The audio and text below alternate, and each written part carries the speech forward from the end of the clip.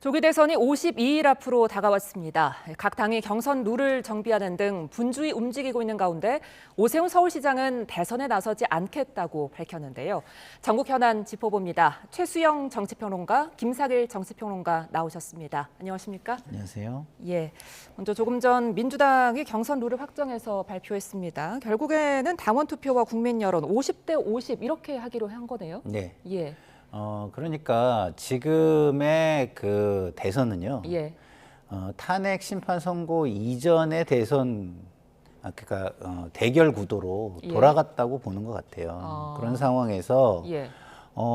굉장히 경선 흥행을 통해서 무언가를 하고 위기를 극복하고 이래야 될 만한 위기가 없다.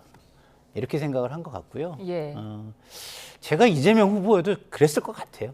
예. 아, 그래요? 예. 왜냐하면 예. 지금 국민의힘이 하는 걸 보면 네. 위기감이 느껴질 이유가 거의 저는 없다고 보고 어. 그러면 그 위기감을 해소하기 위한 어떤 흥행 요소를 위해서 자기 희생과 모험을 할 필요도 별로 없어지는 거 아니겠습니까? 그런 차원에서 볼 때 예. 저는 지금 현재 윤석열 전 대통령과 그다음에 한덕수 권한대행이 하고 있는 것들이 지금의 정치권의 상황을 탄핵 심판 선고 이전의 정치 구도로 바꿔놨다. 이것이 오늘 경선 발표에 큰 변화가 없는 이유다. 이렇게 좀 생각을 합니다. 예. 그렇게 되면 근데 이 김동연 지사나 김두관 전 의원처럼 비명계에서 좀 반발하지 않겠어요? 아니, 저도 사실은 예. 이재명 대표를 많이 비판해온 사람이에요. 근데 비판을 해온 이유는 당이 잘 되라고 비판을 한 겁니다. 예.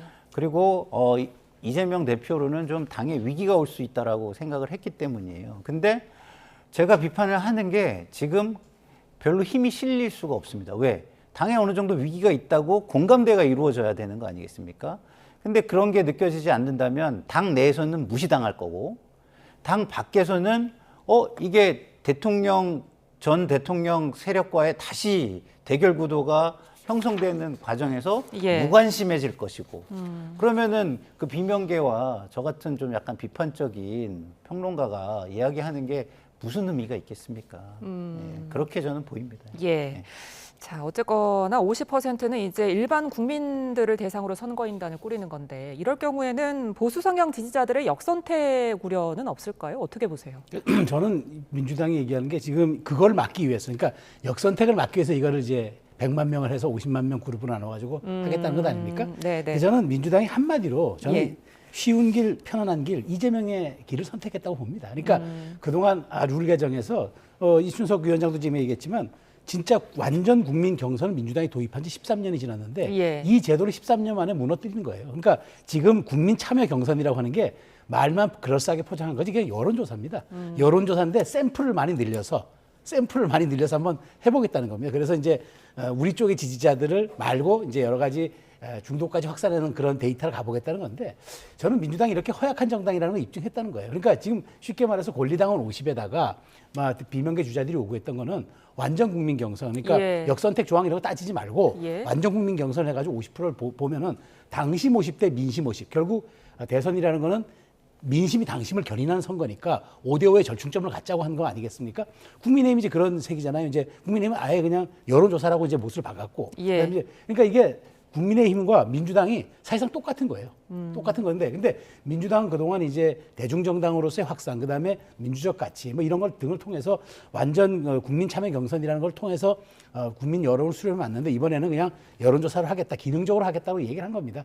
근데 이렇게 가면은 그렇지 않아도 말하자면은 일극 체제의 민주당, 이재명 대표의 독주가 예상되는 상황에서 이 정도의 충성도 높은 권리당원과 그 다음에 역선택 방지 조항이 이렇게 수립된 이런 말하자면은 이제 전화 여론조사 결과는 너무 뻔해서 저는 아마 이렇게 되면 한두 분의 어떤 그 출마 선언에 대한 포기도 있을 수도 있다. 지금 이 정도 룰이라면은 만약 정말 비명계 후보가 이길 수 있다는 건 기적에 가까운 이건 데이터이기 때문에 저는 이 부분에 대해서 민주당이 그걸 알면서도 예. 좀 빠른 길, 쉬운 길을 택했다고 봅니다. 근데 그렇게 상황을 만든 게 예. 국민의힘 쪽이라는 말씀을 저는 드리는 근데 거예요. 그 민주당 상황이 좀 전에 국민의힘 허약한 정당이라고 말씀을 드렸는데 예. 허약한 정당이면 대선에 져야 되잖아요.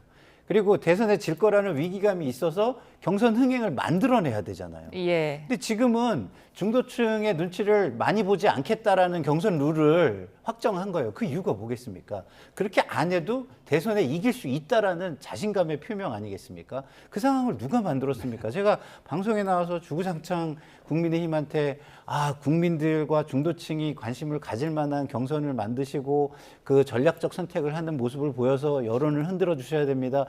그래야 민주당도 같이 변합니다. 이런 말씀 많이 드렸잖아요. 예. 그런 요소가 사라졌다 이렇게 봅니다. 그러니까 그런 것들 말하자면 최소한의 어떤 민주적 정당성, 그다음에 대의민주정에서의 참여의 그런 동인들 이런 것들을 하나도 없이 그냥 김상일 평론가 얘기대로 우리는 이길 수 있으니까 이렇게 편하고 쉬운 길로 갈게요. 그러니까 이재명 대표의 길을 선택했다고 좀 보는 거거든요. 그런데 이런 것들이 아직은 55일 정도 남은 대선 가도의 역동성에서 과연 이것이 그냥 순기능으로만 작용할까요? 하여튼 이건 지켜볼 대목이라고 봅니다. 예. 저 오늘 이런 규칙으로 경선 흥행은 될까요? 어떻게 보세요? 그러니까 아까도 제가 말씀드렸지만 경선 흥행이라는 것은 예. 상대방이 굉장히 경쟁력이 돋보여가지고 이쪽의 본선 경쟁력을 높여야 할 때 필요한 거라고 보는데요. 지금 국민의힘의 모습은요, 뻔한 경선으로 가고 있는 겁니다. 지금 민주당이 뻔한 경선으로 가고 있다라고 말한 거하고 다를 게 없는 뻔한 경선으로 가고 있는 거예요. 예. 윤심 경선을 하고 있는 것이죠. 그렇게 판단이 되니까 민주당이 위기감이 지금 없는 겁니다. 그래서 여기도 뻔한 경선으로 지금 가고 있는 것이죠. 그래서 만약에 국민의힘이 이번 경선 룰 발표를 1차, 2차 전부 다 100% 국민 경선으로 갔다거나 예. 아니면 1차를 오히려 50대 50으로 해서 4명을 추리고 2차를 역동성 있게 100% 국민 경선으로 갔다거나 이렇게 했다면 민주당에서도 이거 봐라 흥행이 돼서 후보가 전략적 선택에서 바뀔 수 있는 가능성도 있기 때문에 긴장해야 되겠네 이렇게 생각했을 텐데 그게 아니라 앞에를 4명으로 추려놓고 뒤를 원하는 사람으로 갈 수 있는 50대 50으로 했다는 것은 앞에 그냥 국민을 좀 혹하게 만든 다음에 2차에서는 자기네 뜻대로 가겠다 이런 거잖아요. 그러면은 민주당이 볼 때는 저기도 그냥 뻔하게 가는데 지금 우리가 무슨 위기감을 가지고 뻔하지 않은 것으로 가야 되겠느냐 이런 생각은 하기가 어렵죠. 예. 자, 국민의힘 경선이 뻔하다라고 네. 꼬집어 주셨는데 그래서인지는 몰라도 이 내용적인 측면에서는 약간 예능처럼 꾸몄더라고요. 뭐 MBTI 소개도 있고. 사실 그런 어떤 곁가지적인 그런 흥행 요소는 저는 중요하지 않다고 봐요. 예. 진짜 본질적으로는 이번에 두 번째 탈핵을 당하고 파면을 당한 대통령으로 인한 자당이 배출한 대통령으로 인한 선거이기 때문에 여기에서 뼈아픈 혁신이라든가 그다음에 보수 재건의 기치 없이 이른바 깃발을 바꾸지 않고서는 사실상 어렵습니다. 그런 측면에서 그 보완제적 요소로서의 흥행 그런 포인트들은 필요하지만 보다 본질적으로는 지금 말씀하신 대로 정말 국민의힘이 나아갈 방향을 그럼 어떻게 해야 되느냐 이걸 한번 볼 필요가 있다고 봅니다. 예. 네, 계속해서 정치권 대담 이어가 보겠습니다. 정치권은 지금 말 그대로 조기 대선 준비에 바쁜 네. 상황입니다. 그런데 오늘 지금 오세훈 서울시장의 불출마를 선언했거든요. 이 관련 이야기 먼저 듣고 오겠습니다. 지금의 보수 정치는 국민 여러분께 대안이 되기는커녕 짐이자 근심거리가 되고 있습니다. 과거의 낡은 보수와 단절하고 새로운 보수의 길을 열어야 합니다. 저는 이번 대선에 출마하지 않겠습니다. 비정상의 정상화를 위해서 백의종군으로 마중물 역할을 하겠습니다. 네, 오세훈 시장 계속해서 대선 출마 선언을 예고했는데 좀 갑작스러운 느낌이에요. 배경 뭐라고 보십니까? 그렇습니다. 지금 굉장히 국민의힘 내부에서는 당혹스러울 겁니다. 왜냐하면 사실 거의 유력한 그러니까 이제 4인 컷에 간다 그래도 거의 무조건 들어갈 것으로 보는 그런 유력 대권 주자 한 명이 중도에 불출마를 선언한 것 아니겠습니까? 그러니까 여기에 대해서는 굉장히 배경이 또 궁금할 수밖에 없는데 저는 오늘 키워드를 보면서 오세훈 시장이 책임 정치라는 것을 택했구나라는 걸 느꼈습니다. 그러니까 대통령이 파면된 상황에서 치러진 이런 거기 때문에 지금 국민의힘에서 10명이 넘는 지금 후보들이 난립하고 있다 이런 것들이 지적들이 많지 않습니까? 그래서 저는 거기 그 표현 중에서 멈출 수 있을 때 멈춰야 하는 게 용기라고 난 본다. 근데 뭐 많은 분들이 오세훈 시장이면은 국민의힘 후보로 선출될 가능성이 매우 높다고 생각했던 분이 중간에 이렇게 그만둔다는 거는 멈추겠다는 것이었잖아요. 그렇다면 이게 본인은 보수 재건을 위해서 정상 정치 회복을 하는데 우리가 앞장서야지, 여기에 대해서 우리가 내가 후보가 되겠다고 이렇게 나서는 건 이거는 바른 방법이 아니라고 얘기를 직격을 한 겁니다. 그런 측면에서 매우 뼈아픈 지적을 저는 했다고 보고요. 아마 좀 뭐 내부적으로는 두 가지 정도 동의는 있었던 것으로 봐요. 저희들은 좀 전에 이제 경선 룰 얘기를 했는데 네. 지금 마지막 그 4인 경선, 그다음에 최종 경선 2인까지 해서 파이널을 통하는 과정이 지금 있는데, 지금 일각에서 얘기되고 있는 한덕수 지금 권한대행이 무소속으로 많이 출마했을 경우에 마지막에 그 이른바 원샷 경선을 또 한 번 단일화 과정이 있을 수 있다는 얘기들이 나오는 데다가 지금 특히나 이제 오세훈 시장 같은 경우 중도 확장성이 높다고 얘기를 했는데, 현행 당원 50과 이제 여론조사 50의 이런 구조에서는 본인이 조금 더 그 힘을 받을 수가 없지 않느냐라는 판단과 함께, 그다음에 예상치 못했던 나경원의 출마도 약간의 지지 기반이 겹치는 이런 부분들은 좀 내부적으로는 작용을 했겠지만, 큰 틀에서 보면은 저는 어쨌든 오 시장이 책임 정치라는 것을 통해서 보다 롱텀에 한 텀 쉬고 가는 그런 다음 스텝을 고민하는 그런 단계로 저는 이번 대선을 한번 판단한 것이 아닌가, 이렇게 생각이 듭니다. 네. 자, 오세훈 시장의 불출마를 선언하고 나니까 국민의힘 다른 대권 주자들은 굉장히 환영하고 나섰더라고요. 네. 다른 대권 주자들은 두 가지겠죠. 하나는 일단은 유력 경쟁자가 사라졌구나. 예. 좋아라, 안심된다, 이런 게 하나 있을 거고요. 또 하나는 뭐 이제 감사한 부분도 있겠죠. 예를 들어 가지고 지금의 이제 상황을 뭐 이렇게 짚어주고, 그리고 마치 좀 이렇게 희생을 하는 듯한 모습을 보임으로써 어떤 국민의힘의 도덕성을 약간 높이는 듯한 그런 이미지를 줬다는 부분에 대해서 고마움도 있을 겁니다. 예. 그렇지만 이것을 하나하나 뜯어보면은요, 굉장히 국민의힘이 아파해야 되는 겁니다. 왜냐하면 오세훈 시장이 왜 불출마를 선언했냐? 제 분석은 이렇습니다. 국민의힘의 상황이 여의치 않다. 보수에 대한 위기의식도 없고, 여당이었었는데 책임의식도 없고, 그렇다고 해서 지금 이후에 대통령 탄핵 선고 이후에 지지율이 반등할 수 있을 만한 기회를 잡을 가능성도 없다. 이렇게 본 것이죠. 그 이유는 두 가지 정도로 보입니다. 하나는 윤석열 대통령이, 그리고 한덕수 권한대행이 헌법재판관 2명을 지명함으로써 대선판을 흔들었습니다. 어떻게? 탄핵 선고 이전의 시대로 돌려놔 버렸어요. 다시 이재명과 윤석열의 경쟁 구도처럼 네. 만들어버린 것이죠. 그러면 그 속에서 책임 정치, 그다음 반성, 뭐 이런 거 오늘 나온 이야기들, 그런 걸 통해 가지고 중도층 국민들의 소구를 해야 되는데, 중도층 국민을 소구할 수 있는 요소들이 사라진 겁니다. 그리고 그런 목소리를 낼 수 있는 동력이 사라진 겁니다. 그런 게 있고요. 또 하나 이제 이야기를 하나 더 이유를 들자면, 우리 최수영 평론가님이 말씀하신 것처럼 경선 룰 자체가 진정성이 없어요. 아까도 제가 말씀을 드렸지만, 정말 의외의 후보가 뽑히게 하려면은 마지막에 결선으로 갈 때 그 치열한 경쟁을 통해서 누가 뽑힐지를 모르게 만들어야 되는데, 처음에 4명을 그렇게 했어요. 근데 이 4명은요, 그렇게 해도 어느 정도 예측이 가능한 겁니다. 그래서 2차에서 100%로 열어놓고 그렇게 해가지고 정말 불확실성을 높이고 경선 흥행 요소를 많이 집어넣어야 되는데, 예. 2차에서는 앞에서는 좀 국민들한테 조금 보여주더라도 2차에 가서는 우리 뜻대로 후보를 정하겠다라고 느껴지는 경선 룰을 정한 거예요. 그럼 그 경선 룰에서 비윤계 후보들은요, 상당히 고민이 많을 수밖에 없는 상황이 됐다, 이런 생각이 듭니다. 네. 자, 지금 아까 앞서 말씀해주신 이 4인 컷에 들어갈 것으로 예상이 됐던 오세훈 시장이 불출마를 하게 되면, 그럼 이 예비 경선의 후보 4명 누가 들어가게 될까요? 글쎄 지금 많은 분들이 지금 뭐 예측하고 있는 바로는 저는 이제 제가 비유를 이렇게 국민의힘의 다양한 스펙트럼을 들을 때 가장 우측에 김문수 전 장관, 그다음에 홍준표 시장, 그다음에 이제 오세훈 시장, 그리고 이제 한동훈 전 대표, 그리고 이제 뭐 홍준표 시장이 빠졌네요. 홍준표 시장 다음에 오세훈 시장, 그다음에 이제 여기에는 이제 한동훈, 안철수, 그다음에 유승민 이런 식으로 이제 이념적 스펙트럼 쭉 가잖아요. 네. 그럼 4인 컷이라고 얘기하면은 이제 50대 50이 이제 적용, 그러니까 100% 여론조사를 통해서 4인까지 가는 거잖아요. 그렇기 때문에 저는 본다면 이제 제가 지금 선택했던 분들 중에 당시 50에 좀 가까운 분들은 아마 김문수, 홍준표, 그다음에 나경원.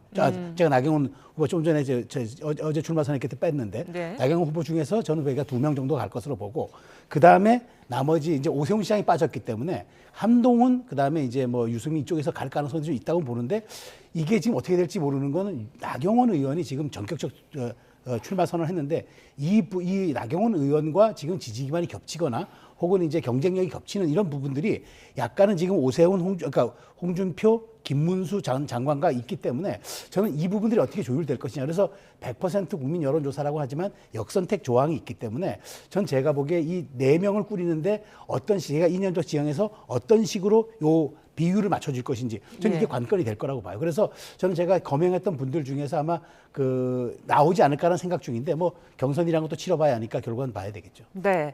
자, 이런 가운데 어제 나온 갤럽 여론조사를 보면은 여전히 이재명 전 대표가 압도적인 우위를 차지하고 있습니다. 이게 네. 대선까지 계속 이어지겠습니까? 예, 저는 뭐 큰 문제 없이 이어진다고 생각하는 이유가요. 예. 제가 말씀을 3번째 드립니다만 정치 지형이 탄핵 심판 선고 이전으로 갔어요. 그러면 탄핵에 비상계엄에 대한 심판이 이루어지고 이게 마무리가 되는 국면으로 가야 되는데 대선 심판이 남아있는 구도로 간 겁니다.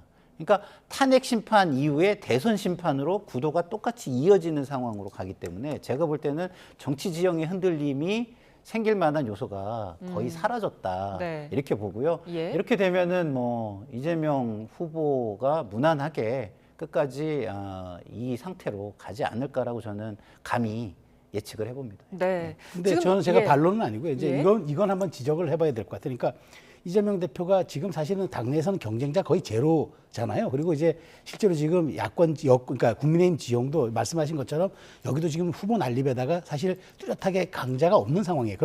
이런 독식 구도에서 이재명 대표가 지금 에펠탑 효과를 누릴 대로 누르고 있는데도 우리가 항상 쓰는 표현이 박스권에 갇혀 있다. 이건 굉장히 좀 중요한 포인트라고 보고요. 두 번째는 뭐냐? 비호감 지수가 아직은 굉장히 높은 상태에서 지금 이게 이어지고 있기 때문에 뭐 대선 55일이면요 조선왕조 500년과 맞먹는 시기입니다. 그러니까 이게 지금 무슨 일이 사실 벌어질지 몰라요. 예. 그런 측면에서 이재명 대표의 비호감에 대한 수치와 그다음에 아직도 박스권이라는 그 단어가 따라다니고 있다는 이 두 가지 점은 이재명 대표가 캠페인을 통해서 어쨌든 극복을 하거나 어쨌든 이쪽 국민의힘 쪽에서는 그걸 또 공략할 포인트이기 때문에 요거는 흥행 요소가 하면 되지 않을까 싶어요. 네. 근데 그런 걸 공략하려면 그런 걸 공략할 수 있는 후보가 필요해요. 근데 지금은요, 후보들이 어떻게 될 것이냐가 너무 뻔한 게 윤석열 대통령의 분신술이 너무나 여기저기 시전이 되고 있고 그 분신술에 의해서 탄생한 후보가 될 수밖에 없는 상황이다.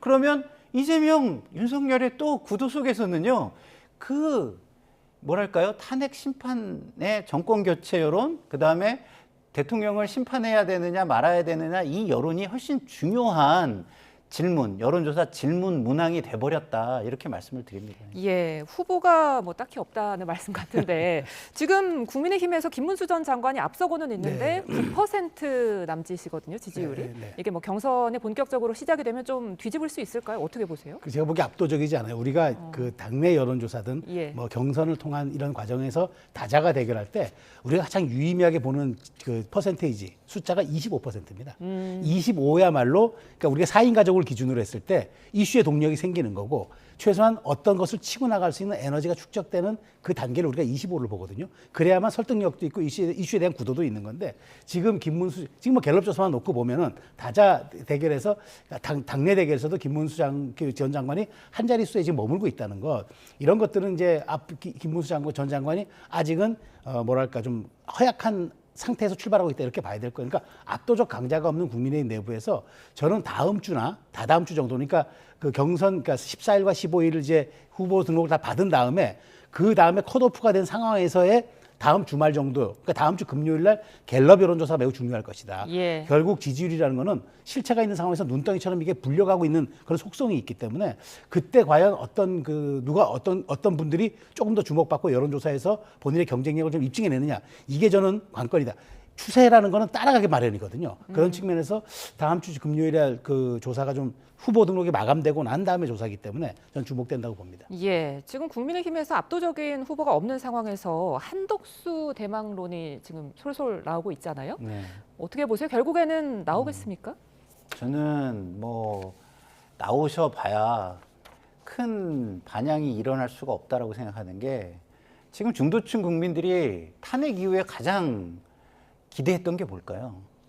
전국의 안정이고 국민 통합 쪽으로 정치의 흐름이 가는 거예요. 근데 한덕수 지금 권한대행께서 어떤 길을 선택하셨죠? 자신의 출마의 정지 작업으로 뭘 하셨냐면 헌정 질서를 흔드는 헌법재판관 지명이라는 걸 하셨어요. 이건 뭐냐? 윤석열 대통령 쪽에 분명하게 서겠다라는 거예요. 왜냐하면 그 이전에는 국회 목도 임명은 대행이 할 수 있는 게 아니다라고 얘기를 했었어요. 근데 국회 목도 아닌 대통령 몫을 대행이 적극적으로 행사하겠다?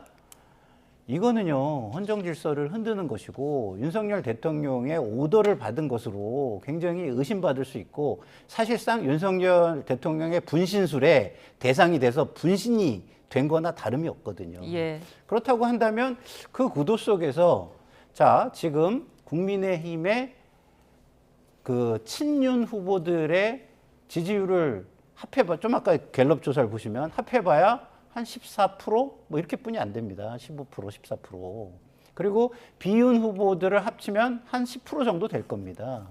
그러면 이 친윤 후보들이 나와서 비윤 후보들의 지지도 끌어안기가 어려워요. 지금 이재명 후보의 박스권을 비판할 지금 여유가 저는 없다고 봅니다. 지금 국민의힘의 박스권은요, 그거보다 훨씬 좁아요. 왜냐?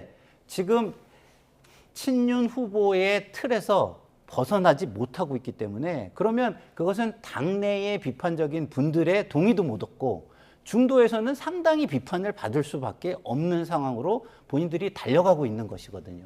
그렇기 때문에 저는 굉장히 지금 이대로 가서는 국민의힘의 경선이 흥행을 하기는 난망하다, 이런 생각이 듭니다. 제가 한덕수 전 대행과 관련해서 짧게 말씀을 드리면은 네.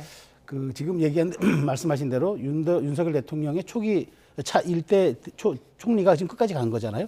그러니까 뭐 운명 공동체라고 볼 수 있고 그런 지적 타당하다고 봅니다. 그런데 이분의 그 지금의 이 상황이 뭐 한덕수 대행이 동의해서 된 상황도 아니고, 한덕수 대행은 총리로서 지금 안정감 있게 대행으로서 국정을 운영하고 있는 이 장점도 있는 분인데다가, 저도 뭐 외부 인사가 국민의힘의 경선에 와서 뭐 갑자기 이렇게 하는 것은 보수 정치의 기치에는 맞지 않는다고 보니까, 지금 말씀하신 우리가 얘기한 것처럼 지금은 비상 상황이란 말이에요. 그런 측면에서 호남 출신에다가 보수 진보 정권에서 다 총리를 역임했었고, 또 뭐 어쨌든 지금 이 전국 관리와 상황 관리를 잘 해내고 있는 대행에 대해서 정치권이 러브콜하는 건 당연하다고 보는데, 저는 민주당이 또 하나 고민해야 될 지점이 이거라고 봅니다. 뭐냐면 지금 이런 보수나 중도에서 우려가 뭐가 있냐면은, 이렇게 입법권을 이렇게 무리하게 행사해서 계엄까지 유도했다고 평가를 받는 이재명 대표가 행정 권력까지 가지면은 상권 분립이 무력화된다. 이걸 통제할 수 있는 방안 장치가 뭐가 있느냐? 연성 독재할 수도 있다. 이런 공포감이 있어요. 자, 이런 것들을 조금 더 중립적인 위치에서의 그런 안정감 있는 경륜 있는 지도자가 최소한 나는 그게 아니라고 보여줄 수 있는 그 텀이 된다면, 저는 그건 또 한덕수 대행이 갖고 있는 장점이라고 보는데, 예. 이분이 지금 아직은 대행으로 있으니까 참여할지 안 할지 몰라요. 하지만 어찌됐건 만약에 한다 그래도 저는 윤 대통령의 어떤 짐을 지고 나오는 그런 프레임으로 가지는 않을 거라고 보고, 예. 보다 다른 국면이 좀 형성되지 않을까라는 기대는 하고 있습니다. 아니 근데 제가 드리고 싶은 말씀은 이겁니다. 지금 한덕수 총리가 잘하고 있다 이렇게 말씀하시는 근거를 전 잘 모르겠는 게요. 대통령이 탄핵된 이후에 해야 되는 거는 국정 안정이에요. 그러면 야당의 협조를 얻으려는 노력이나 이런 게 있어야 되는데, 헌정 질서를 흔들고 사실상 야당을 거의 뭐 협조할 수 없는 상황으로 몰아붙인 겁니다. 근데 어떻게 잘하고 있다는 말씀을 하시는지 저는 정말 일도 동의하기가 좀 어렵다 이런 말씀을 드립니다. 예.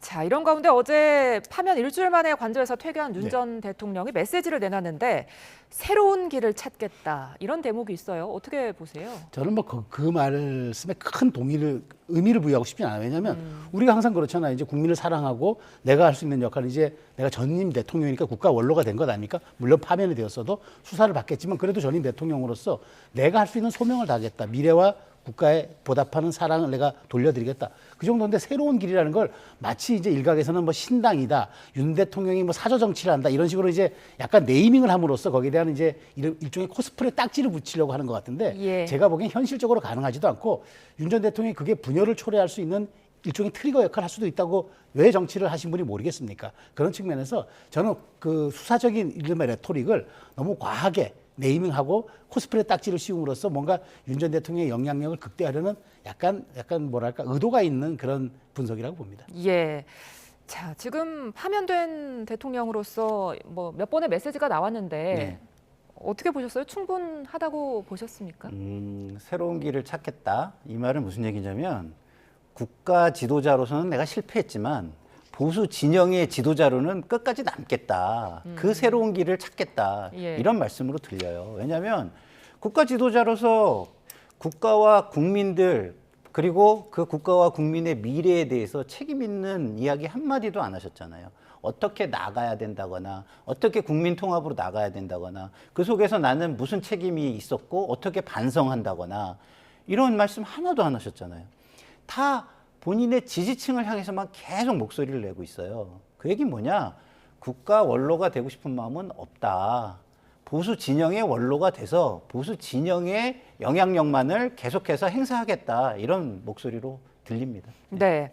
자, 헌재 선고 이후 뭐 일주일 동안 관저의 국민의힘 이제 정치인들이 굉장히 윤 전 대통령을 많이 찾았습니다. 네. 뭐 앞서서 이제 평론가님은 윤 전 대통령이 분열의 어떤 트리거가 될 수도 있다라고 해주셨는데 그래도 보수 진영에서 윤심이 좀 중요하다고 생각했으니까 찾아간 거 아닐까요? 그렇죠. 아니 뭐 그 현실적인 그리고 또 하나 가장 중요한 건 전임 퇴임하는 대통령이니까 1호 당원 자당이 배출한 1호 당원이고 외부에서 영입해서 대통령을 만들었으니까 거기를 일조했던 의원들이 가서 당연히 인사드린 건 맞고요. 다만 이제 이걸 가지고 윤심이 영향력이 있다. 있죠. 여기 영향이 없겠습니까? 이번에 광장 정치에서 보여줬던 그 최소한의 동력 같은 경우는 윤 전 대통령이 법적으로는 파면돼서도 정치적으로는 인정받았다는 얘기를 할 수는 있습니다. 그런데 지금 비상 상황이고 대선 국면이에요. 정당의 가장 중요한 거는 정권 획득입니다.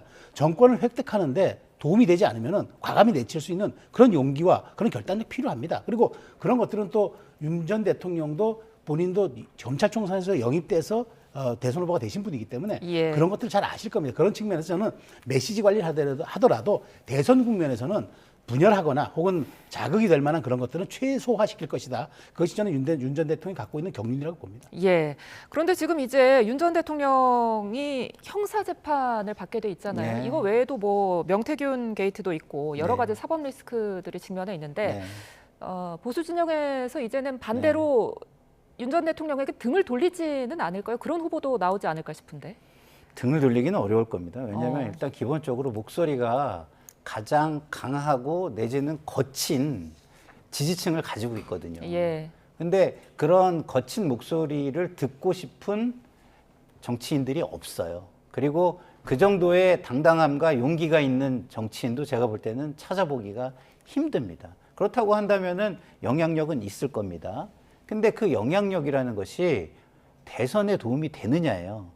대선에 도움이 안 됩니다. 4.2 재보선을 보세요. 지지층을 결집하겠다고 막 계속 결집을 시켜왔습니다. 진영 논리로 똘똘 뭉치자고 해서 진영 논리만으로 똘똘 뭉쳤습니다. 거기에 아주 유명한 전한기 씨라든가 진영의 또 강성 연사들을 거기에다 투입을 했습니다. 결과가 뭐죠?